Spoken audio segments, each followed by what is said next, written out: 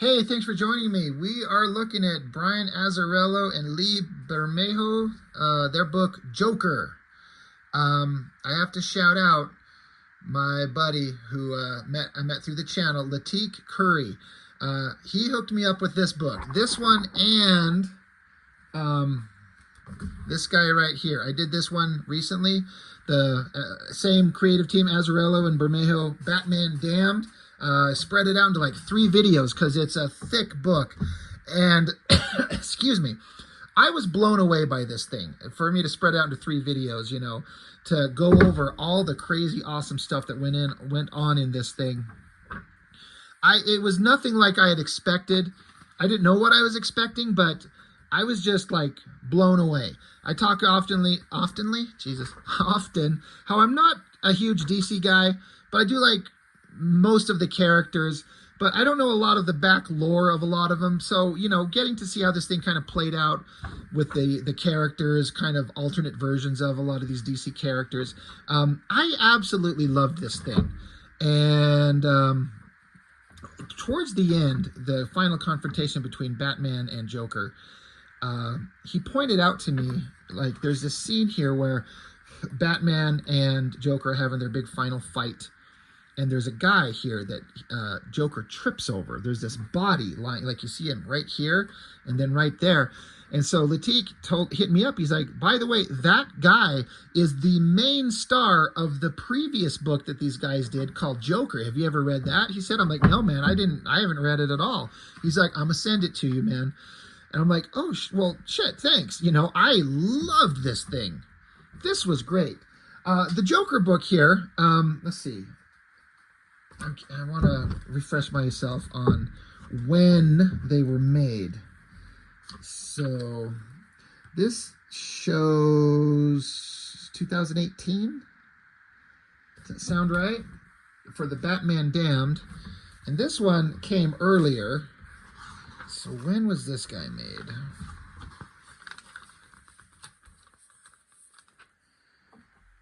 Let's see, 2008? So 10 years later? Like, really? Is that right? Fascinating. So this came first. So I didn't know anything about it. I'd heard of it, but that's all I knew. There was a book called Joker, whatever. It's interesting to have a book made and then 10 years later you do sort of a sequel to it. And if you knew what happened in this, that particular moment in that Batman book would stand out. You'd be like, oh shit, it's all connected. Lee Bermejo, as far as art, I followed him when he first started. I think he started at Wildstorms, where I ever first saw him. There's a Batman Deathblow. I think Azzarello wrote that too. I've got those sitting around here. We're going to look at those eventually. The only problem I keep kind of avoiding them is just like, I remember kind of being bored by the story. And this is where I'm going to maybe piss off some people. I loved Batman Damned. I liked the basic story in this. I like the story. I don't think I'm a fan of Azzarello's storytelling. The way he tells story. There's some kind of like, I can't explain it. There's some parts to this thing where I'm like, it's the way the characters give out information. Something about it just doesn't click with me. I found myself kind of like, not frustrated, but just kind of like, it's not the art, it's not the basic story, it's the way the writer tells the story in small places sometimes that stood out to me, where I'm like, I don't know if I like his writing. He's clearly hyper talented and very successful and doesn't need my validation, but there's some ways that the way he tells his stories that I don't quite click with. But the overall story is very interesting, and the art's fantastic. I was kind of surprised, like in this Batman Damned, this entire thing is done in this. However this guy makes his artwork, I don't know what tools he uses. I was wondering if it was digital, but apparently it's not. It's all by hand. It's like a painterly kind of Alex Ross approach. I don't know what tools he uses. He doesn't do color. He does black and white, like in the back. There's the original art in the black and white, which would have worked just fine. They didn't have to color it, but they did. But however the artist makes these pages, kind of a painterly look. I was expecting this to be that way too, and it's not, except in a few places. So I'm guessing that the artist was growing and learning and kind of coming up with new ways of telling his stories. As I'm just kind of guessing, but you'll see what I mean, because that painterly look that's in the Batman Damned does show up in this on a couple of pages, but the rest of it's kind of done in black and white. What a gross close-up of the Joker's teeth. And it gets even closer. I mean, that's pretty, like, I appreciate that. We're just, like, zooming in on this Joker smile. But, yeah, Mick Gray on inks on a bunch of pages, except pages 1 and 4 and 14 and 16 and 18 through 23 and 48, 49, 66, 73, 150. It just goes on and on. So, you know, maybe Lee Bermejo was like, I want to finish this page, but he'll hand off some others.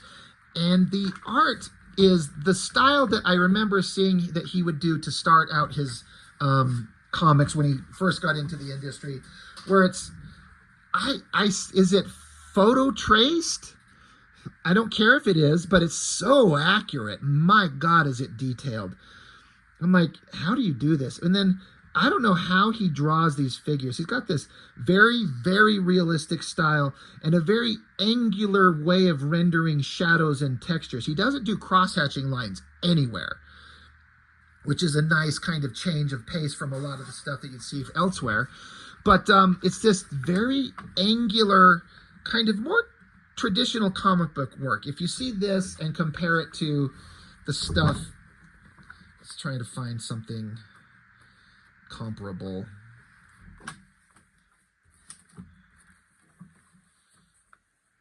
So, you know, different coloring technique, painterly versus drawn in pencil and then inked. And then very sharp angles. And I'm not saying, well, I was going to say, I'm not saying one is better than the other. For me personally, I like this stuff better by far. But there is absolutely nothing wrong with this way of doing it. It's still incredibly skillful. But it's less interesting to me than the other art.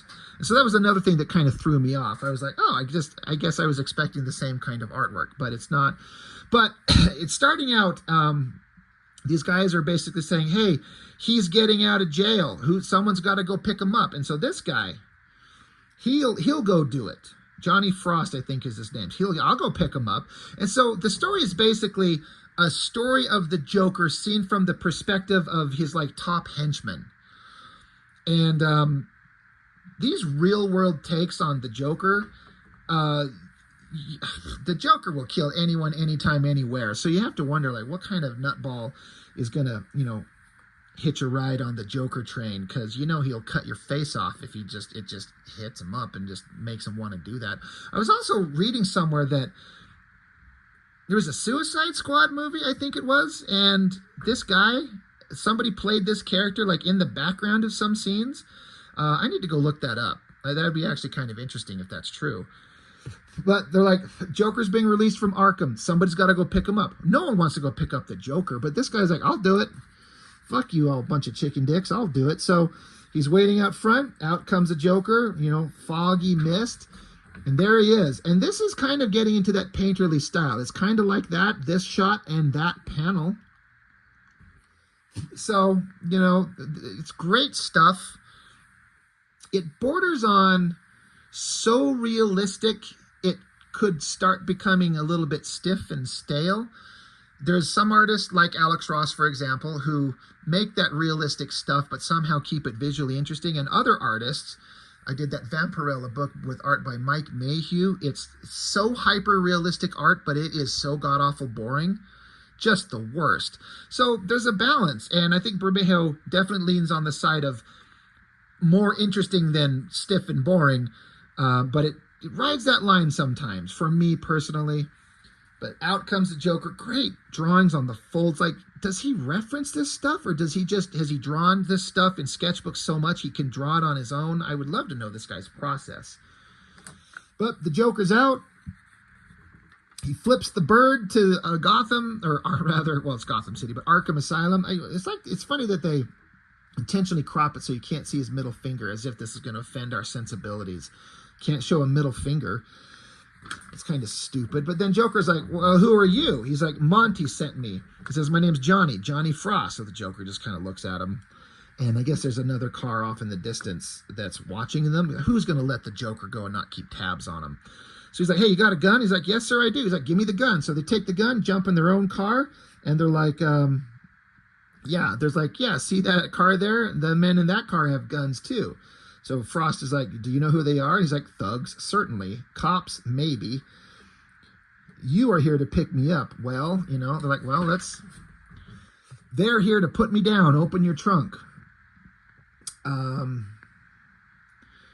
So he says, yeah, open your trunk. That shovel you have? And he's like, he says, wrap it in a blanket and hand it to me. So I'm like, is he implying that the Joker knows he's got a shovel in the trunk? And he's like, how'd you know I have a shovel in my trunk? What is the point of that? I don't get it. Anyway, they take a shovel. So they take off in a car. And so I guess this is a very thick book, and I don't want to be here for 2 hours going on about it. So I'm going to kind of briefly go over the story as I understand it. But the basic story is Joker, having been in jail, a bunch of other people kind of took over his territories. And he's got to assert dominance again to be like, I'm king shit in Gotham, and anybody who's in charge, I'm in charge, you're not anymore. So they go out looking, they knock on a door, and somebody opens it up, and we just see a smiling grin. And the guy who look of worry, he's like, oh, shit. So while they're waiting to get into this room, Joker says, Johnny, you look nervous. He's like, I do. I don't mean to. So Joker hands him his gun back. He's like, here, have your gun back. Are you a little less nervous?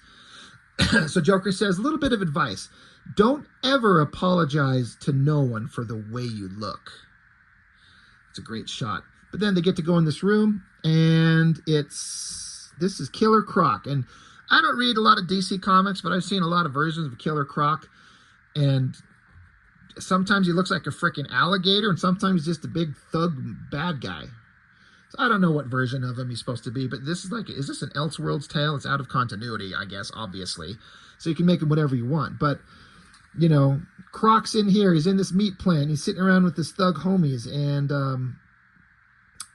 Joker makes a joke here, Joker says to Croc, he's like, Croc, I always like to see you. And Croc says, why is that? And Joker says, you make me feel handsome. So that's kind of funny. Joker's like asserting his dominance, right? By telling Croc he's an ugly motherfucker. But they kind of laugh at it. Joker wants to get in on the game. So he's basically just subtly asserting his dominance. I know I'm just repeating that, but that's kind of the theme here. And he's got to do it in a subtle way because no one, Croc ain't going to take Joker seriously, but everyone should take Joker seriously.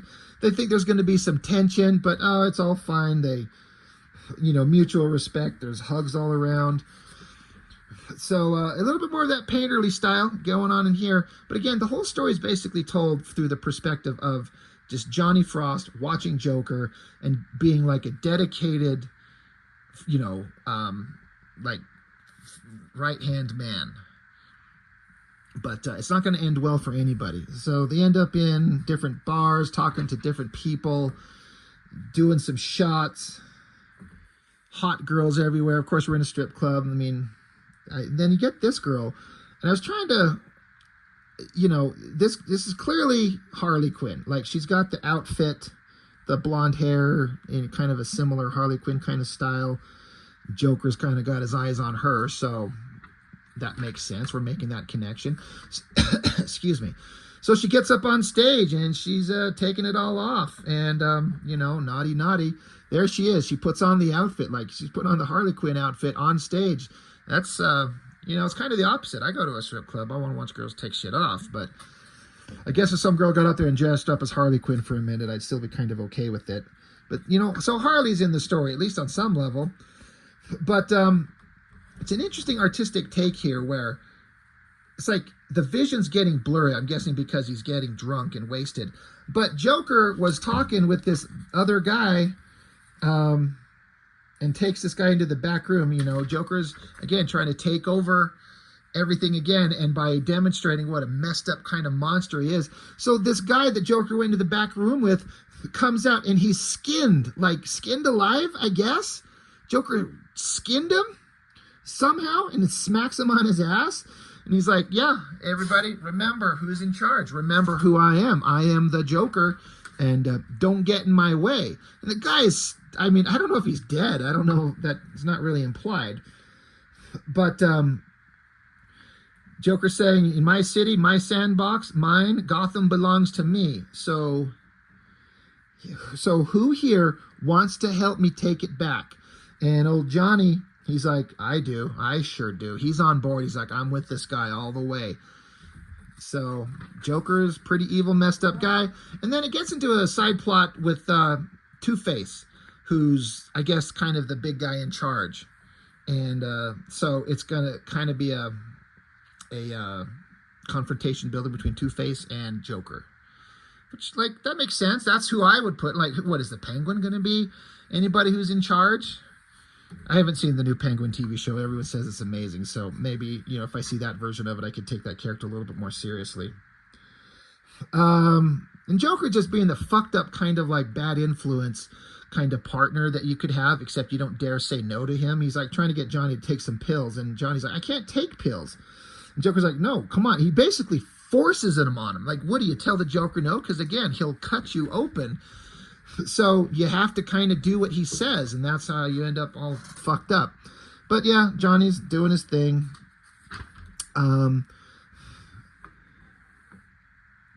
This is a gal, I guess he was married to her. She's giving him some divorce papers, and, you know, there's kind of like the backstory of Johnny Frost's life.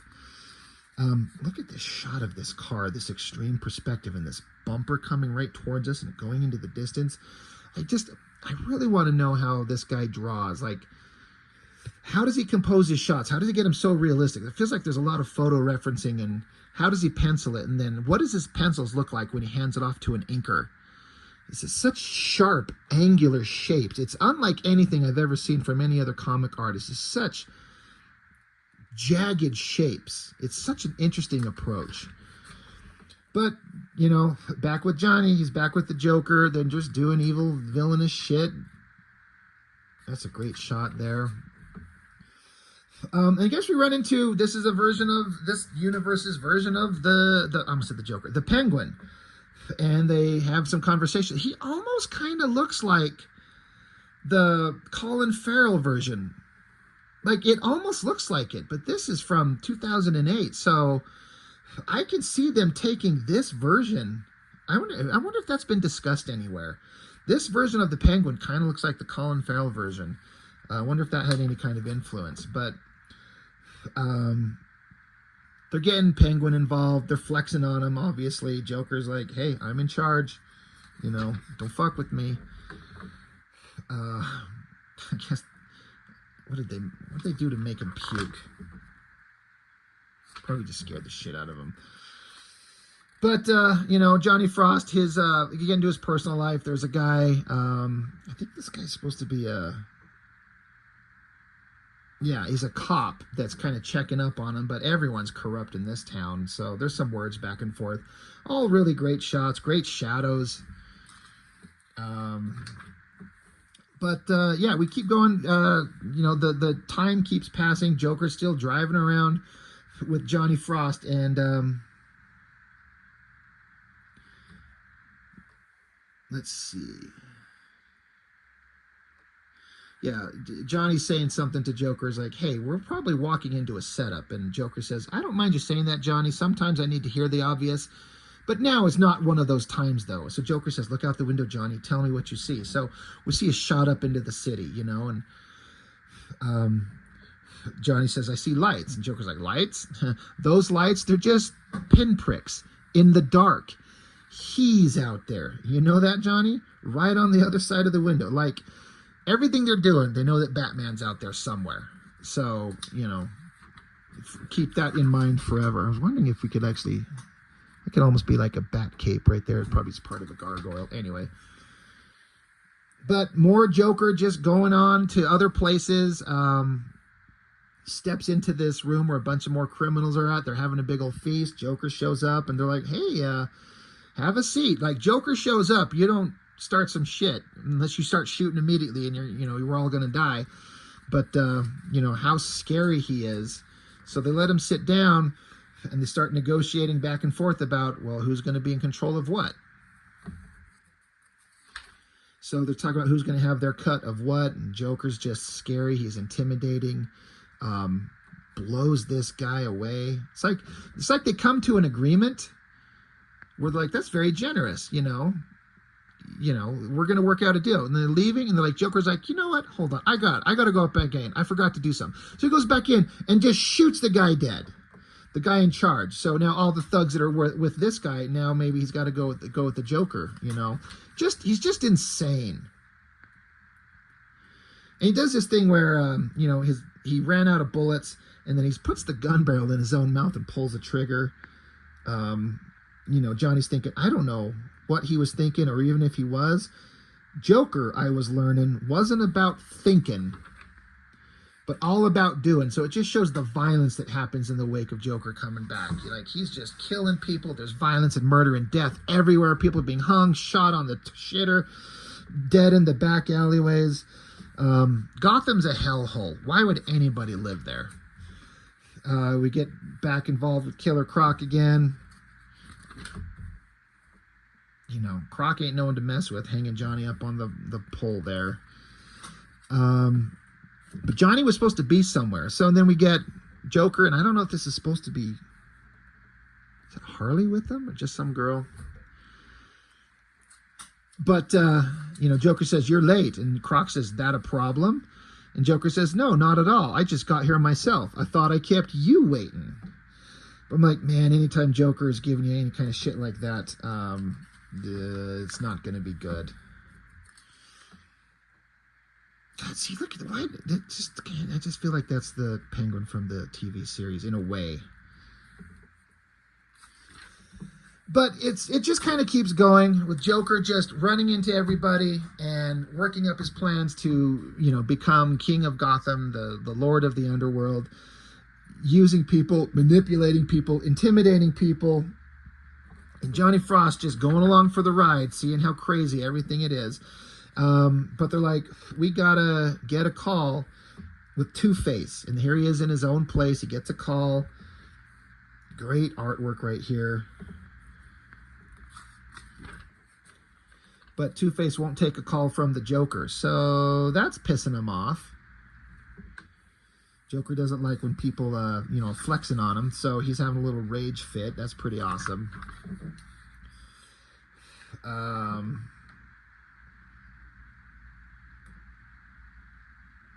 Some guy kind of gives him a little bit of attitude, so Joker busts a bottle over his face, starts cutting his face up. Again, I wouldn't be around Joker for anything, ever. Blow up that bar. Great shot. Again, it goes from the regular black and white artwork to like a painted style. It's interesting how it kind of goes back and forth. Might be a little jarring if you're kind of like, well, what the hell's going on there? But,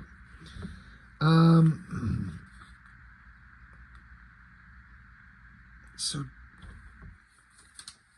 trying to remember who this girl was. If it even matters. I don't know if I care.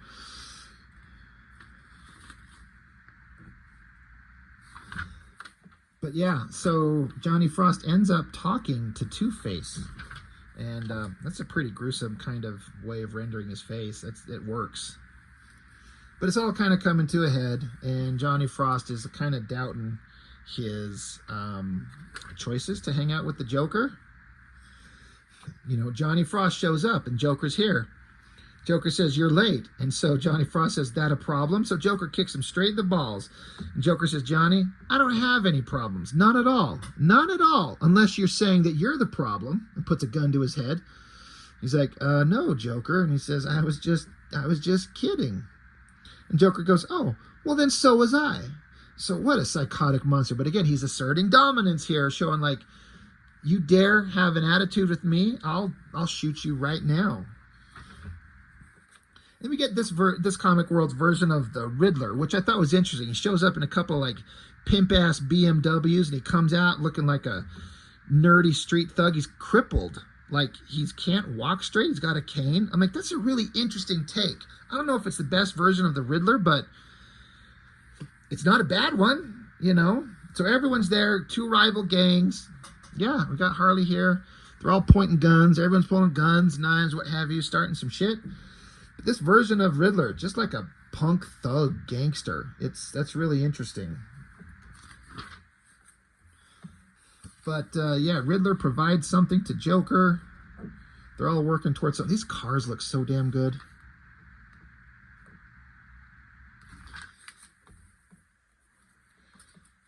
But, you know, car chases are so hard to do. Holy shit. And then flipping a car upside down. I like that the panel is the text line boxes of this thing here. That's really good. But now we're in a gang war. Joker's shooting at everybody. But after all this violence that's going on in these gang wars and this fighting in a back alleyway, when Joker's trying to get away from this fight, a shadow comes out there and a voice says, "I'd say you're under arrest." And it implies that we're supposed to think it's Batman because it's like almost a cape and almost bat ears, but it's just the cop that we've seen from before. And he's got the drop on Joker. And he got his gun.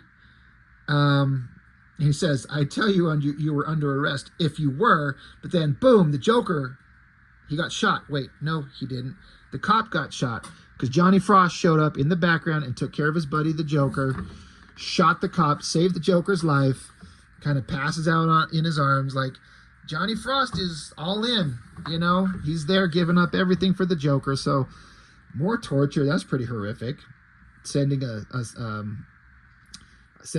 message with the guy upside down, strung up, bleeding out, a Joker smile carved into his face in addition to the gunshot wound in his forehead. So just more gang warfare going on and still building towards the confrontation between Two-Face and Joker. That's what everything's kind of been building towards. And they build up to it here. They're meeting in a zoo, of all places. And the conversation between these guys is, you know, it's pretty intense. I mean, each one of these are like the alpha dogs of their respective groups. But does anyone match Joker's crazy? Even Harvey? Maybe. But they're threatening each other. Right, what the hell? He did something to him here. I've read this, but I forgot. Oh, Joker like sliced at his wrist and his joint, so I guess he can't. It made him drop this phone that was going to have like a trigger to an explosion. You know, Two-Face tried to have a way to have the upper hand, and Joker sees it, and you know, he's a step ahead of everybody. All of Two-Face's men pull out all their guns, and suddenly they're all shot dead. Well, in this zoo that they're in, Harley Quinn's there in an ape costume with a machine gun and shot all the guys dead. So, you know, it was all a setup. So now Harvey's by himself.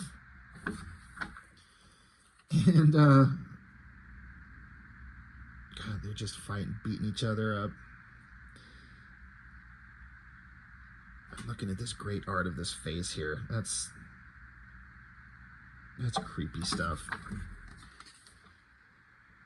But this is, they have Johnny's, I guess, ex-wife.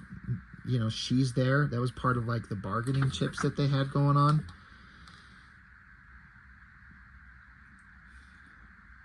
But basically, it's all spiraling towards the end. Just everything's just gone insane. Joker's just an absolute lunatic. Johnny's realizing that what he's gotten himself involved in, this is not great for anybody. This is just, you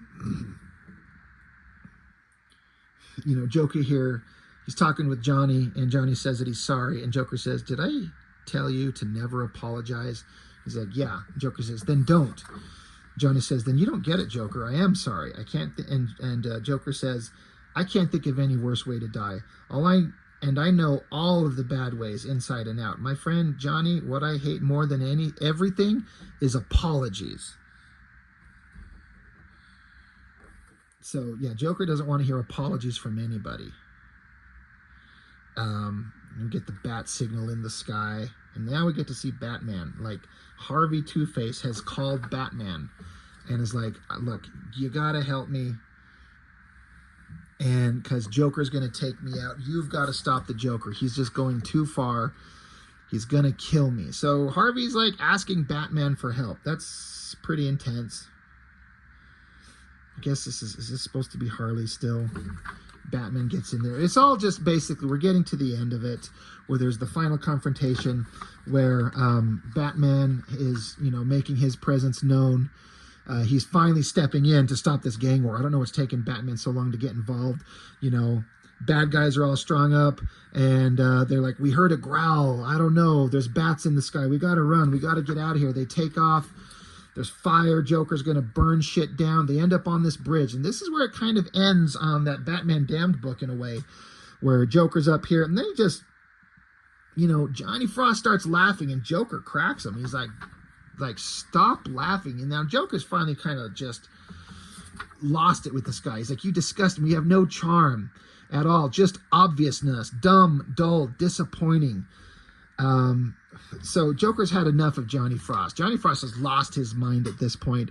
But we get a batarang to the head, distracts Joker, but Johnny Frost gets up and puts a gun to his head. So now Joker's looking at Batman and says, it's like he's talking to Johnny, but he's also talking to Batman. Says, desperate to be feared, you want to be perceived as a monster draped in black, and yet you leave that little window. Joker's saying this to Batman. A glimpse at the perfection underneath, obvious, the chiseled good looks, not the jaw, the mouth of a monster. Why do you let it be seen? Tell me why. So Joker's got the gun to Johnny Frost's head, trying to keep Batman back in the distance. He's like, you drape yourself in this black, evil costume, but you leave your mouth visible. Why? And Batman just says, to mock you. So that's kind of an awesome kind of insult to him. And so Joker just loses it. The gun pointed to Johnny Frost's head. Boom, shoots him right in the head. And then, Johnny Frost drops down. Batman lunges after Joker, and they engage in a fight. And this is where it all kind of links together with the Batman Damned book. Johnny Frost is dying. He's been shot through the frickin' back of the neck, I guess. Somehow he's still alive. Batman and Joker are fighting. And we get a repeat of some of the images in the Batman Damned book where Joker's screaming. He's got a dagger. They're just going at each other. This final shot, this is actually linked to the Batman Damned, where this is where Joker stabs a fatal wound into Batman, which leads to his death in the other book. But Johnny, he's crawling up here. This is where his dead body was in the previous book, on the ground. And it ends kind of ambiguously here, where Johnny, he's crawling up the side of they're on a bridge. He's crawling up the edge of it here. And it kind of implies that he's falling to his death. But if you read the Batman Damned book, it kind of spins it into a different direction. It's not what you think it is. That's actually not Johnny falling. That's Joker. It could be Batman. You'd have to go read that book. Anyway, so I did kind of just briefly kind of go through it. The artwork's pretty damn incredible. The idea fits what Joker should be. Joker should be a violent, scary, horrific monster that's always laughing at his own jokes, but no one else is. And that's the best version of the Joker that I've ever seen, is that kind of one. I don't like a laughing Joker that makes me giggle. He should never be funny. He should be horrifying. And that's what goes on here. And this could be adapted into a movie really easily. I think it would work really well. And it connects to the Batman Damned book. Just the way it was told, I can't explain to you why. There's some things about the way that Azzarelo writes these things that just doesn't, I don't dig. It's just kind of told strangely to me. But it's an incredibly awesome piece of work. I mean, I do, from what I understand, this was quite the success. People really liked it. I meant to show. It's got this dust jacket on, but it got this nice hardbound book with this like raised, I don't know what you call it. It's kind of imprinted here. It's a Joker's face on there. It's a really neat format that they make these things in. And I like that they'll give these artists, these writers and artists, the opportunity to make shit that's cool like this. Out of continuity, so you don't have to read all the existing Batman books and know all the existing story. You just have to know the basic premise. Batman, Joker, they fight, and here's an alternate universe take on it. And it's pretty awesome stuff. Just Azzarelo's writing is just a little weird for me. Not my favorite, but can't deny the success of it and how pretty damn good it is. But anyway, so Latique Curry, man, thank you for hooking me up with these books. These have been, especially the Batman Damned. This has been this is my favorite Batman book, maybe ever. Honestly, when I think about it, out of the few books that I've collected, I've got some Batman stuff. This is probably my favorite one, and I like the connection to kind of see the build up to it in this one. So it's great stuff. Love this one. Didn't love this one in terms of the story, but the artwork's fantastic. So what can I say? But Latik, thank you, man, for hooking me up with these. This is very generous of you. I appreciate it very much. And you're a badass, sir. So thank you. But that's all I've got for now. So thank you for joining me. I really appreciate it. And I'll see you on the next one.